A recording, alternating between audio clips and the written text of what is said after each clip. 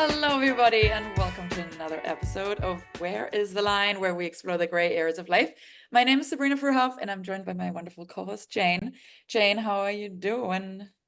I'm good. I'm good. This is so random. This is so off topic, but I have to update you. It's life-changing. My eye shape is like not the Western eye shape, right? So a lot of the eyelash curlers don't work for me, but I just discovered this contraption.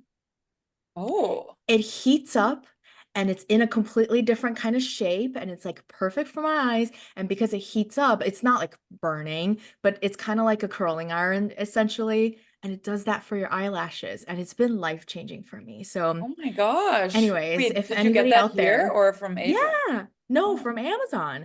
I've been nice. doing a lot of research. A lot of the like regular curlers, it works, but then it doesn't stay for forever. Like, a lot of people like their eyelashes are super curly all day, super beautiful. Mine doesn't stay. That's my one kryptonite. So I was gonna say your eyes do look bigger now that you say that. I was like, they look thank a bit you. different today. Thank you. How are you? Oh, love, love. Good, thank you. I'm adjusting in San Francisco. I've been very blessed to go on like a sailboat with my friend Sam, friend of the show. Hi, Sam. And that was phenomenal, just sailing underneath the Golden Gate Bridge. I really had to pinch myself, like, what's going on here? But yeah, work's been busy but good. So I'm slowly starting to settle, but I do miss Minnesota a little Hmm. bit, especially the people. And today, we have the honor of having one of my best friends on here. She is living in Minnesota right now, Emily Becker. And I'm just so excited to talk to Emily. So, Emily has been a dear friend of mine since I moved to Minnesota, really. And we've been going through the ups and downs of a topic that we're going to talk about, right? Like dating. Her and I have gone through the trenches. We've done it all, seen it all, I feel like. And I think today Emily I'm just super excited for her to join and talk more about where we are today in this dating culture, in this hookup culture, dating in 2024, how to navigate the balance between, yes, we all want to find a partner, right? But also we want to detach ourselves a little bit more from this like outcome and try to enjoy the process, even though the process can be so draining sometimes, and living the single life, embracing the dating piece. And so we'll cover a lot of the challenges today, and how to really find meaningful connections in this non-committal, what seems to be era. So yeah, Emily, so excited you're here. Give us a little bit more background about yourself. Yeah, hi, I'm Emily, and we definitely all miss you, Sabrina. Yeah, I live in Crystal, Minnesota, or Crystal, as I like to say. For work, I'm a land development and entitlements manager. So I work with cities to get our developments up and off the ground, work through red tape, things of that sort. Own a house, so I've done a lot of work on that. And then, yeah, just like Sabrina said, I mean, I feel like dating is almost like a part-time job in between swiping on the apps, trying to get yourself out there, going on dates, following up. So that's a lot of what I do. Before we dive into some of the actual meat here, give us a rundown maybe of your just dating history. Yeah, so from 18 to probably 32, I feel like I was just a serial, very in-depth relationship, long-term relationships. I think in between that time period, I was single for maybe like 3 months. And then I would have 1 2 year relationships, one right after another. There was one that he lived in my house and we dated for like 4.5 years. We had a joint bank account. So I would say that that is probably the one that was like closest to a marriage type relationship. In my last most recent long-term serious relationship, that's where I kind of feel like I kind of knew that I needed to like take a step back, reevaluate, learn to be alone and really learn, what I value in a relationship, who I want to be as a partner and who I want as a partner.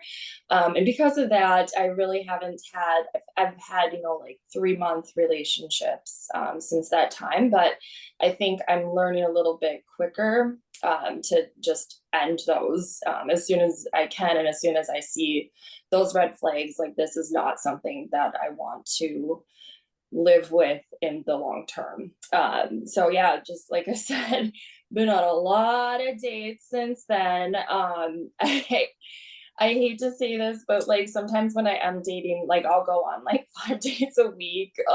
There's been times a couple years ago that I would go on 3 dates a day. A little aggressive, just because I really am. I'm looking for, again, that serious long-term relationship, and there really is not a lot out there. So with the apps, I feel, we're kind of just discussing this a little bit earlier, there's just a lot of guys that lie.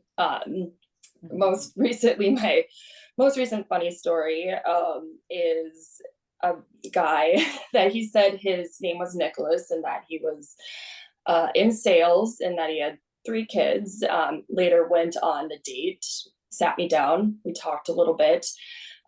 He was like, yes, he asked about kids. Well, I didn't really want to type this. I wanted to say this in person, but I actually have 5 children. And I was like, oh, okay. He's like, yeah, well, I mean, so one was from a one night stand back in my early 20s. And then the second one was a similar situation. Both of the baby mamas decided to not stay with him, decided to take their kids. And I was like, okay, so you just don't count them? Then he later went on to the date to say, like, okay, so one more thing. My name's not Nicholas, it's John. And I, huh? And then he's like, oh, yeah, so that ties to another thing. I'm not in sales. I'm a blackjack dealer, which is fine. But why weren't you honest about that? And he said it was because a woman found out that his name was John and he was a blackjack dealer, went and stalked him. And I was like, okay, I kind of get that. But at the same time, that's, you need to be honest. And I don't appreciate that. I wasted my night, I wasted my time, my energy to be on a date with someone who lied. The funny thing is that's not the first time that's happened. I mean, this is legitimately the second time that I've been on a date. This other guy previously, he said his name was Douglas, it's Dean. He said he had 3 kids. During our conversations, he has 4. So it just really seems to be a pattern with these guys. And even a lot of it too with lying is, on Hinge and Bumble, they say what they're looking for, and they say they're looking for a long-term relationship when in fact they're not, through their actions and what they say and such. So it really has been a struggle, but I keep putting myself out there and keep on going on dates and keep hopeful. Oh my gosh. What an opener, because I'm left speechless. Here's the thing. I have been out of the dating world for a while now. So I can imagine things have changed probably since like years ago when I was dating. So I'm curious. Okay, so Emily, maybe before we even get into some of these situations, like just help us understand, like, how do you define this hookup culture? Do we feel that that is the environment right now? Like, there's all these different terms. There's like relationship, situationship. There's, are we exclusive or not? There's like just all these different scenarios.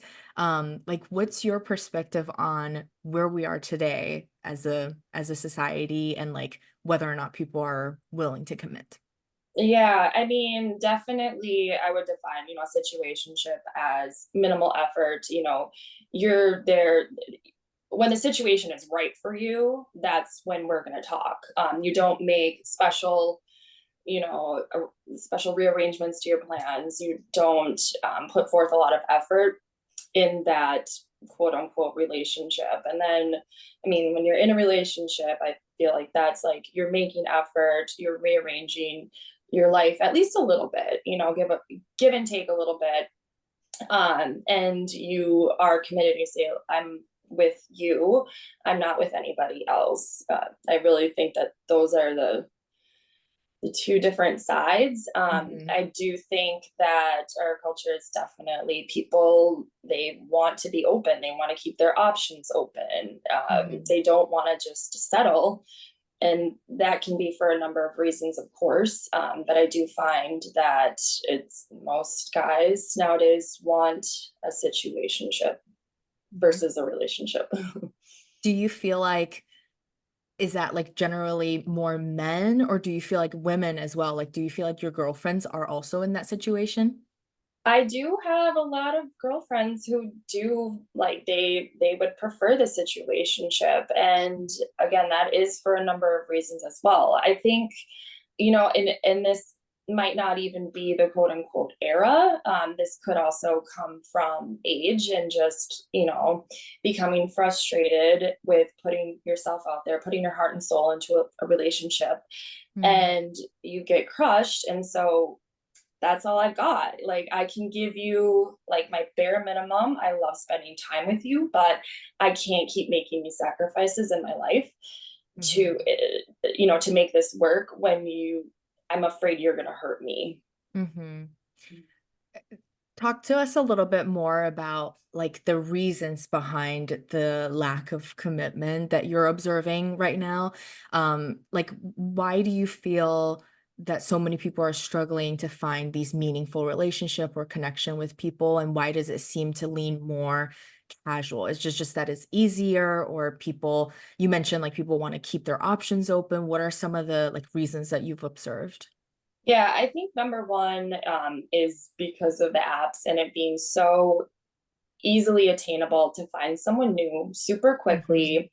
And you know, a lot of these meetups, they happen so quickly after a quick conversation on the app. So just the ease of that, and then I just think so many other priorities that people have. I know, like, I, for instance,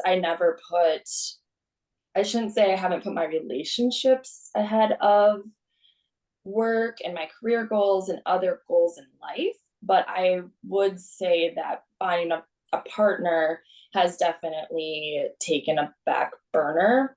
And then also, I mean, I think that we as women, we have become more independent. We Mhm. realize that we have options.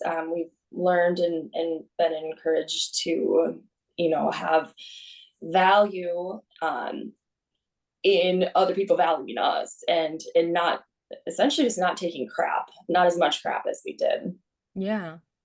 I Yeah. actually think when we were preparing for this particular topic, I we were thinking through just like what the current world looks like compared to, even like 10, 15 years ago, or even way more than that. Like to your point, I think women are certainly a lot more financially independent, especially like many of us are lucky enough to be able to work, to be able to support ourselves, and like you own your home, like to be able to own homes and take care of ourselves. I think that certainly like increases our standard, right? We're expecting more from people and our partners. And um I think you're also right, like technology also make things more accessible.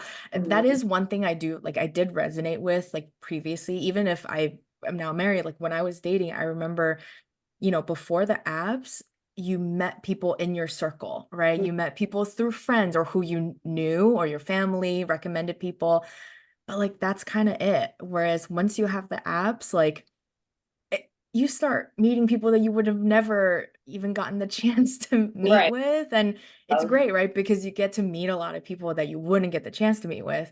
But at the same time, you're now like, it's all at your fingertips. And, y- like to your point, like people want to keep their options open. They feel like they can get different people, they can get somebody better. And yeah, it almost like backfires in a way as well. But Sabrina, what's your perspective? Like I know you also recently moved. Sometimes I feel like, and especially because you come from a European background, like part of me also thinks like globalization allows people to travel more, and people are less committed to one location, and maybe in a way that limits people's willingness to commit to. Yeah, I think it's all the things that you guys mentioned.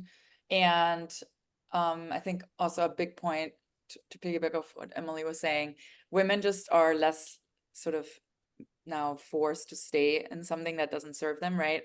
And we Hmm. used to maybe be more trying to just find the man as the provider, and they could treat us no matter how they wanted to treat us, and we would just suck it up.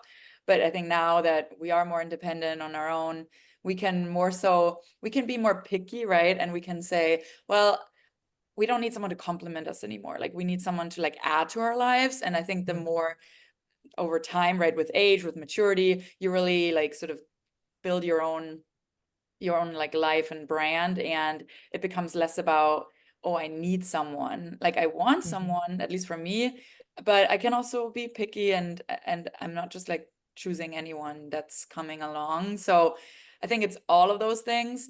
But also with the apps, I feel like sometimes, I don't know if you find this too, Emily, like I know what I want, but sometimes I'm like questioning myself, like, is Yeah. this like too like niche, or like I just want, like, sure, I just want a guy that treats me well, but if I'm being honest, that's not just what I want. Like, yes, Right. I do want to be attracted to them, and I do want them to maybe make like somewhat of a living on their own, right? Like someone with a good, decent job.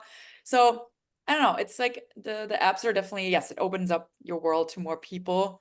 It's a double-edged sword, right? It goes both ways. Well, Emily, I know you've gone through quite the hardship with all these different men. I'm like exhausted hearing some of your stories, but I can't imagine. Honestly, I'd be so furious if somebody just like showed up and had 5 kids instead of 3.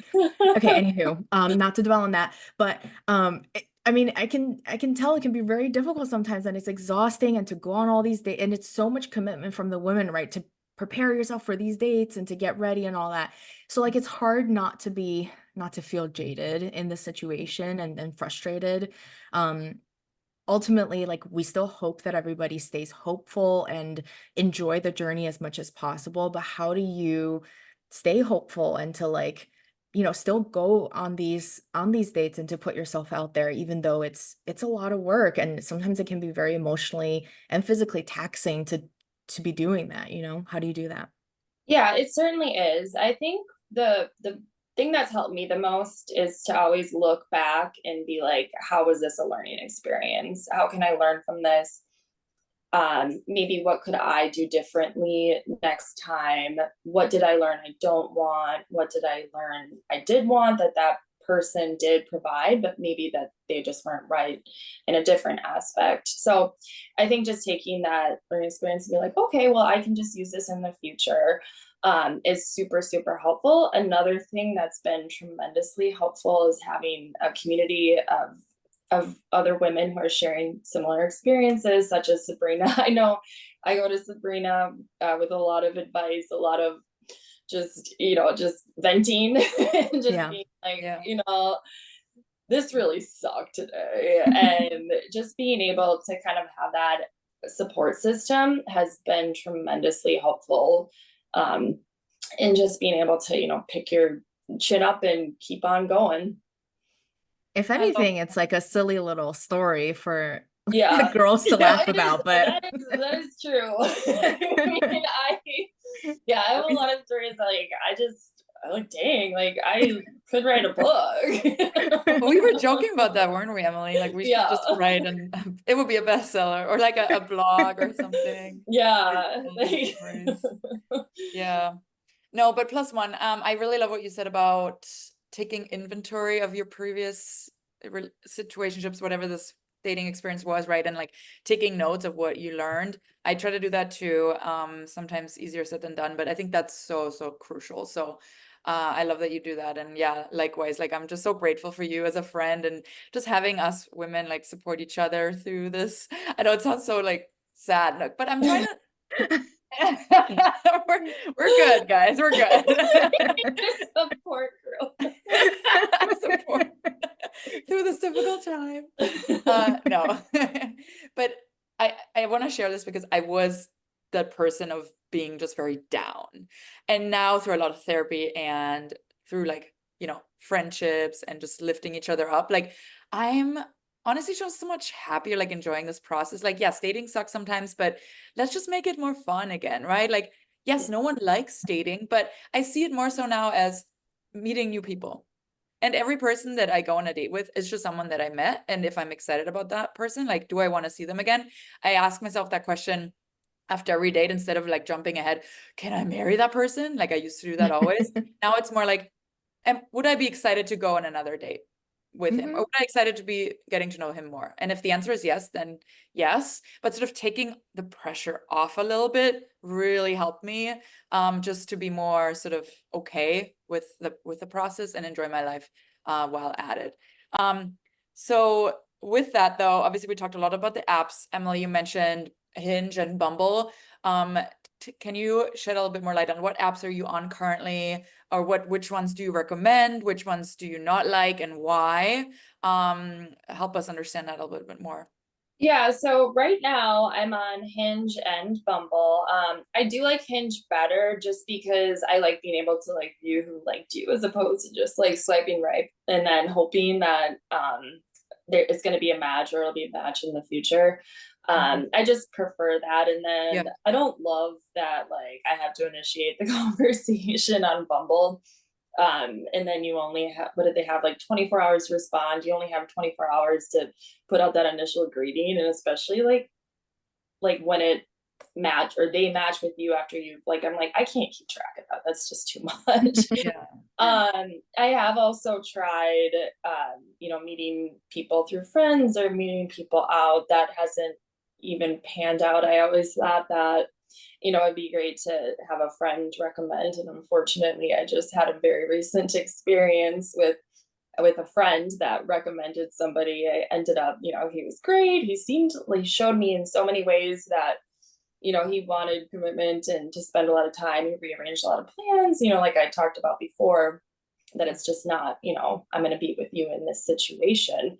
And then he was all of a sudden like, oh wait, like when I actually asked him, like, where's this going? It's like, oh wait, no, I don't want a relationship. And I'm like, what? Like every action you've taken and every word you've said and how you treat me definitely negates that. But okay. And my friend recommended this person. So that doesn't always pan out either. So Yeah. it's tough. I mean, obviously Tinder I try to avoid unless, I just want some entertainment. But yeah. Oh, didn't you? Wait, what about the farmers one? Oh yeah, Farmer's D. Shout out to Anna. She put me on Farmer's D, and somebody offered to drive 7 hours just to me.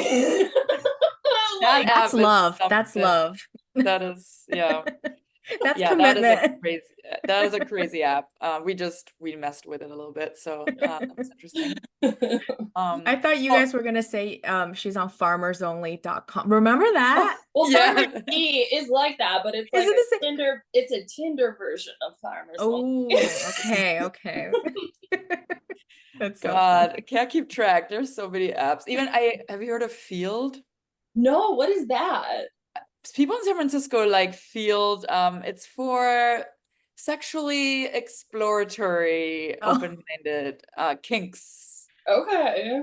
including What's other stuff also, but you can be more open about what you like or like to explore. So okay? yeah, I met a couple wait, recently that they met on Field. So interesting. I haven't tried it, but I love. wait. What's that one where all the celebrities are on? oh, Raya. Oh yeah, Yeah, I'm not cool enough to go on I'm Raya. not cool, and I'm not even Got it. You have for to be that. referred. Referred and like a certain amount of followers. I don't even know. Oh But yeah, I yeah. tried the league too, but that was so frustrating. I didn't understand it. Like I was like, you get like an hour, whatever, to do. I'm like, no, it's Yeah. really You know what's frustrating. funny? The league was started by somebody from my university. Oh, Oh no, really? Yeah, like at the I think like right around the time that I was in college, this person must have like recently graduated or something, and they were like, "Oh, I'm just having trouble finding really qualified people who like have similar education level and pay." Mhm. Because like Sabrina, I think you mentioned earlier, like we want not just somebody who's nice to us, right? But like also we want somebody who can like have a good job and be reliable in that sense. And this person was like, oh, I'm having trouble finding that. So they created the league as like, I think you have to fill out your education, your job, and it's Yep. like a whole thing. Yeah. I like the league actually in San Francisco. I mean, I've only been for a month, but I have been talking to a few people on the league. Actually Europeans mostly. So we'll see. Oh. But with all of this, I think Emily, you made a good point. Like it's just generally, it's not just apps. I think it's just this general level of non wanting to commit, right? Whether they've had trauma, whether this and that. But I think maybe the apps just exacerbate the issue because they just the options, right? I heard this analogy recently, which really resonated. Dating nowadays is almost like going on Netflix, but not actually watching a movie, just like clicking through and like watching the trailers for each, but not actually committing to watching. And I was like, oh my God, this is such a good summary. Yes. No one wants to really start watching the movie. Right. Yeah. But that said, I mean, we have heard, I mean, I think we all have these success stories, right? In our friend group of people meeting on apps. And this was something like years ago when I was living in Chicago. It was like 8 years ago. I've had so many people that met on the apps and then got married like a few years A few after. days. A few days. Whoa. Well, and I mean, let's hear it from one of these success stories herself. Jane, it sounds like you met your significant other. Yeah, and I think you guys are right. Like I think a couple years ago things were very different. Well, here's the thing. When I met my now husband, I was not really in a place to date seriously. So maybe I am the problem of that situation at the time. Because at that time I was like traveling a lot for work and like it is the situation where I couldn't like fully commit to something in person here in Chicago, even though I technically lived here. I was traveling for work every single week. Like, how do you build a strong relationship when you're barely in that city? And like at the time, I didn't really want to do long distance or anything like that. It was just so much work. And so it, yeah, maybe it is actually like the flipped situation for me when I met my now husband. But he was very clear, like up front, that he was looking for something more serious. And I think I got lucky in that sense. Like I've dated plenty of people who were not at all interested in that. Granted, this was also a couple of years ago when I was younger, the people that I was dating was younger. So like maybe when you're like in your 20s, people in major cities like Chicago, maybe people just weren't looking for anything serious. But I do think, I mean, there are success stories. We're literally this weekend, we're going to a friend's wedding and they met on an app right around the same time as when me and Kyle met. So I know it works. I just I just think at that time it was one newer, like apps were just in general, like they're not necessarily new anymore, but they're still kind of a new concept. Not everybody met their partner through an app, so it is still kind of a new concept. And then two, I think Sabrina, you and I talked about this when we were preparing for this, is like a lot of these apps have become more commercialized, right? Like they're having you pay and do all these things just to be able to get a match. And it's like, do they still have your best interest in mind? I don't know. Um, and I think maybe it's city to city dependent. Like when I was living in New York City, it was like nobody was looking for anything serious, but that could be the nature of that city, right? People, not that many people were from New York City. Everybody moved there. People were there to hustle for their jobs. And maybe in Chicago, there's more people interested in something serious. I don't know. It could be like the perfect storm. Um, but yeah, I got lucky, but I did meet my partner on an app, so it does work. There is hope. Trust There me, is hope. it can work out. Yeah, we need success stories. But I think there's something to be said about you not really being that interested. Like, I think that's kind of attractive to a guy as well. And I mean, clearly Kyle was, so yeah. Yeah. Yeah, he Um, was very clear on like the first date that, he didn't want anything super casual. And I think that like helped set the tone. mhm. I do think like Emily, you mentioned earlier, you got into relationships for a year and then realizing it's not working out. Whereas now you're like getting out of relationships that are not working out for you much faster. I think like setting those expectations early on allows you to not waste any more time with the people Right. who are not ready. So I think, it kind of resonates too with my experience as my partner was like, no, I'm looking for something more serious. I'm not gonna, do all this drama. So I think that helps a lot with clearly setting that expectation up front. Yeah. Yeah. I like that, but we've had examples, right, where even Emily was sharing how the guy was leading with, "Hey, yeah, I'm also looking for something serious." Yeah. And it turns out they weren't, like, a few days later. So it is this wishy-washy culture right now is really tough. But I think all we can take from that is continuing to just watch out, ask the right questions, ask follow-up questions. Like, I used to never ask follow-up questions, but it just saved me so much, like, heartbreak down the line. If I'm just, whenever I'm noticing, are their words actually matching their actions, right? Like, if they don't, then just be more deliberate and ask even more questions to like get to the root of like what they're actually looking for. But yeah, I think in all of this, the app fatigue is definitely real, and oftentimes also just like getting maybe a little bit fatigued from dating, right? So Emily, like, for if you have any tips to share, how do you stay true to yourself while navigating the apps and while navigating dating? And it can be so exhausting, right? Like, and you, sure, like we all maybe want that long-term relationship, but how do you balance like detaching yourself from that outcome and really, really wanting that, but going on a date, maybe not necessarily giving off that vibe? I think there's an art to it, right? To say, yes, this is what I want, but also maybe not just, oh my God, be my husband, right? Yeah. Like, how do you navigate going on these dates? Yeah. Yeah, for sure. Well, yeah, Sabrina, to your point, I do definitely go into a day and just say, like, I'm gonna have fun. I'm going to assess, do I like this person? I don't care so much if they like me. So that's how I go into it. If I am interested in them, I'll just be like, hey, just so you know, like, I'm not looking for something casual, just, and I do make that clear. And maybe on date 2 or 3, I do ask, what are you looking for? And I make it like clear that I'm not saying like, hey, I know you're not, like, I'm not saying with me. I just mean, where are you at in your life? Are you, just kind of wanting to have fun at this point, or are you kind of looking for your, not your person, a long-term relationship? Mm. Yeah, it is so hard, and I think you do have to kind of play it situation by situation, and when the right time is to bring it up, I think always varies. I like how you said when you ask them where they're at in terms of in general, not just with you. I think that's a really great tip that listeners can maybe take away, or myself included. It's more so, right, like, where are they at? What do they see for themselves and what's their goal?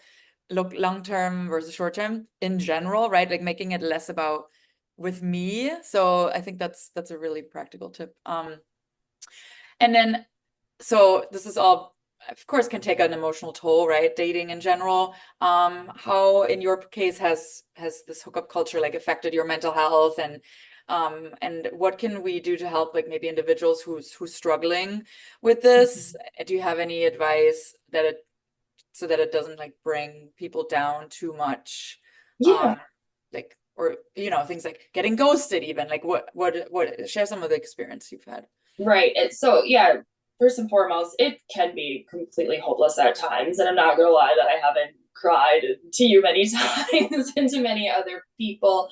But I think at the end of the day, you can't take it personally, because then what I do is I look back and I'm like, hey, I probably wasn't that nice to that person.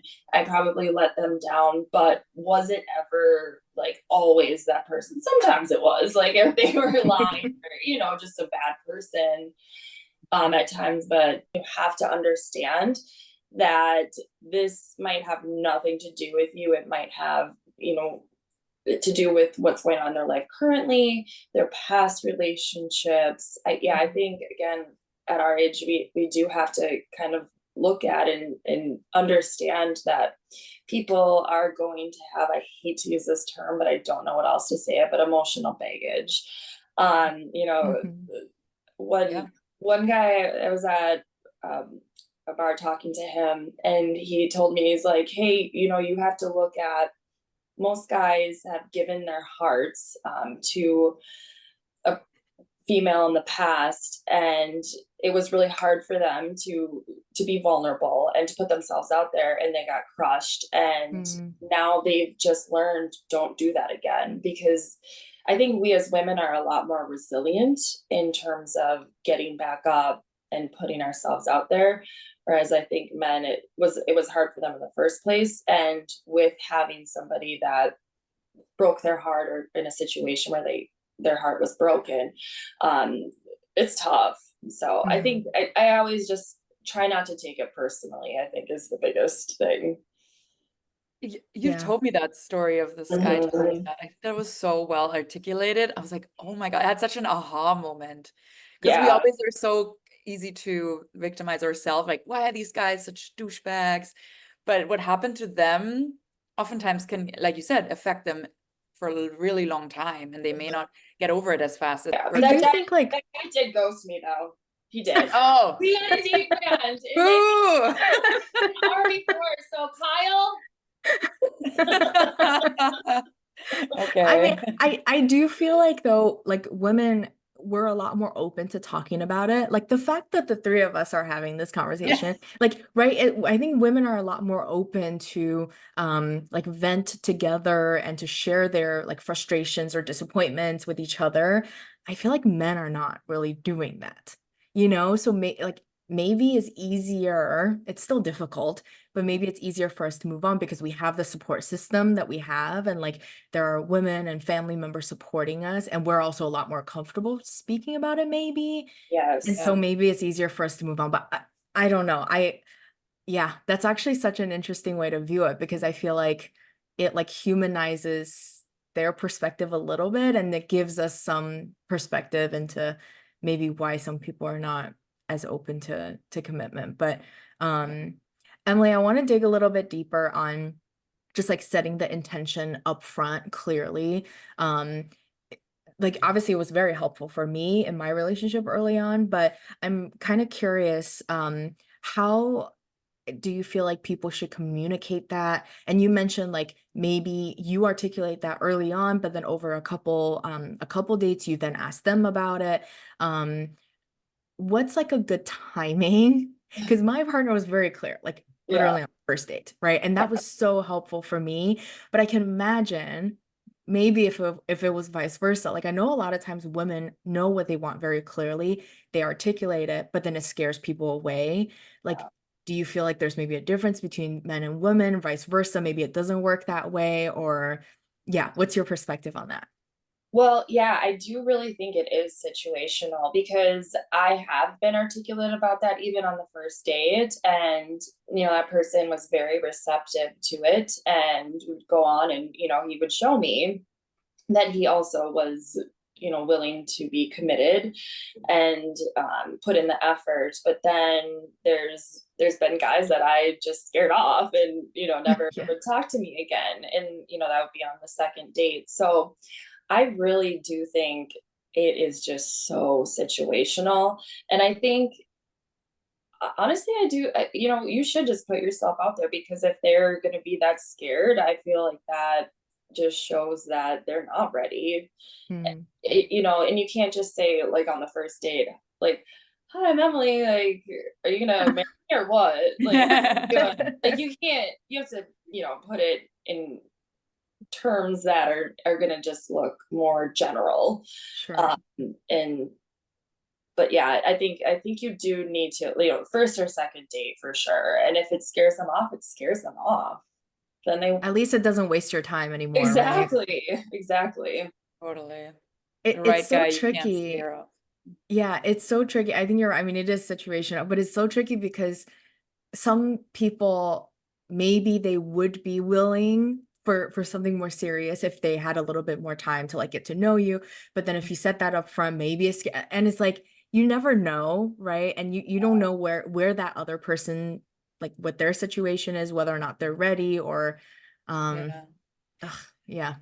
I think I have a recent example of where I was really clear in what I wanted, but then I just let them show me if they're up for that. And even Mm, if they don't say exactly those same words, but you could just get a feeling of, do they call you? Do they text you? What is their mhm. sort of communication style, right? And if they continuing to wanna also like see you, and like there's such something to be said about just consistency. That is something in my 20s, I did not care about that. I was like, oh God, he texted me once in a week, oh my God, he must love me. And then I wouldn't hear from him. And I would be like, this like constant roller coaster of chasing back and forth. That goes to show like they're not interested in you, right? But if someone continues to show you through how they call you and how they want to make plans, I don't know. It's just something where, yes, we can say what we want, but then just like let them show you how Mhm. they like Yeah. show up for you, basically. So Yeah. that's my new approach.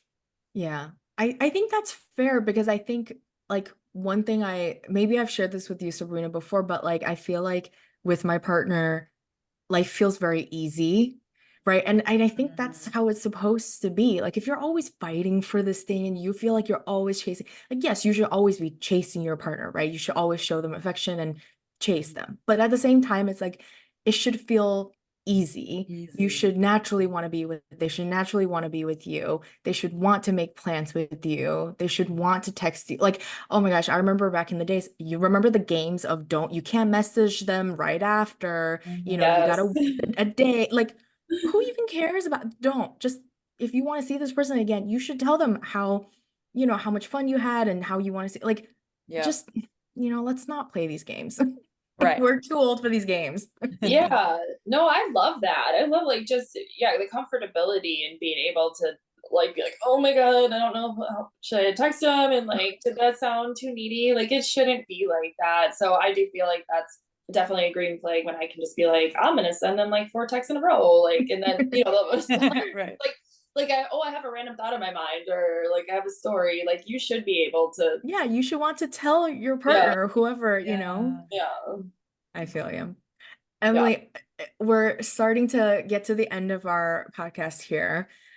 As we think about like how this would look like in the future, and even as you think about like the future dates that you're gonna have, do you feel like this culture, like this more at the society level, do you feel like this is gonna change? Like, is this like a temporary thing, or do you also feel like people are starting to shift away from apps if they're not finding success there? Like, how are things changing for the future? Yeah, I do.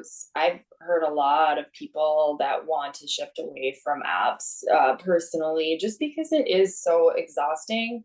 Yeah, I know a couple friends that, or yeah, at least just take breaks and Mm-hmm. try to do it. It is so hard with the apps because I feel like, when you first meet someone, you need to know their energy. I think with COVID, it just the apps amplified so much. Yeah, I do see a lot more people are just like, I'm done. Like, I can't do this anymore.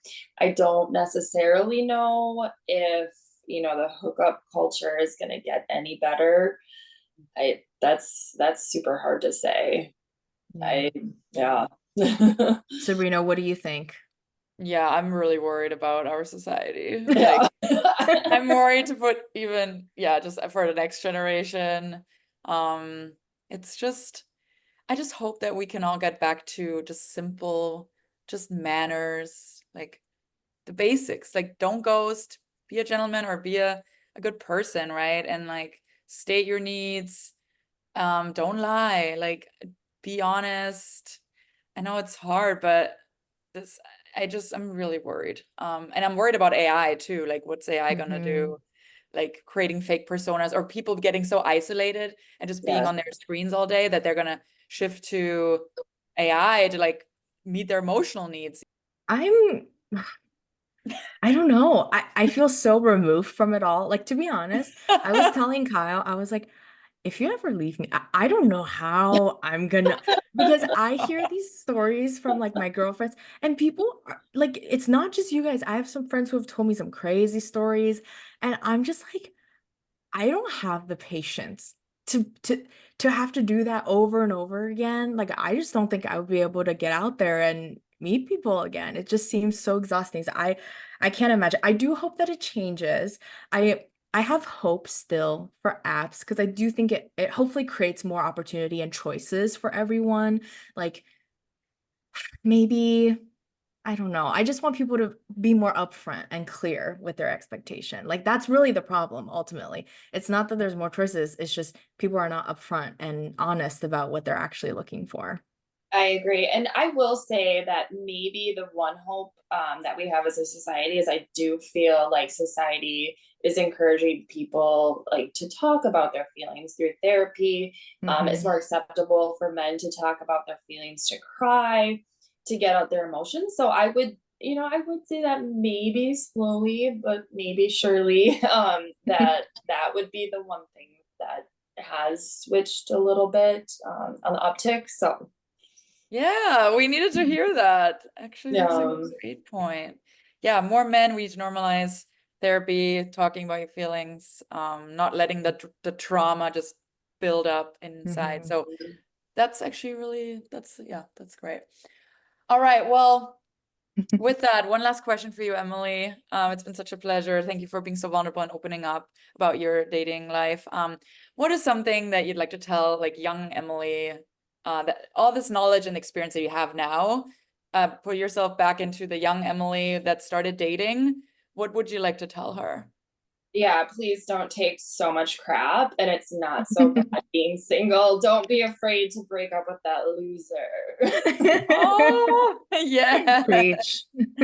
Preach. Amazing. Oh, well, thank you so much. And thank you again for just being so open and vulnerable with your experiences. I'm still shook from some of the stories that you told us, but thank you again for sharing all your stories. Thank you And for having me. as we're closing, where can people find you? Do you have any exciting projects or plans on the horizon? Tell us a little bit more.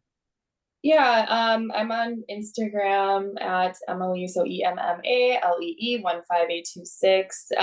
Don't have a lot of projects currently, unfortunately, just maybe soon. But it was a pleasure to meet you, Jane, and of course to see you again, Sabrina. Miss you. Emily's Amazing. DMs are open, everyone. Only serious inquiries only, Yes, okay? only Don't serious. be messing with her. Thank you. That was a really important disclaimer. Yeah. Amazing. All right. Thank Well, thank you you. all so much. We also want to hear from our listeners. We would love to hear some of your horror stories, horror dating stories. So email that to us at whereisthelinepod@gmail.com. And as always, you can listen and subscribe wherever you're listening to us on Apple, Spotify, or YouTube. Thank you so much for listening, and we'll see you in the next one. Thank Bye. you.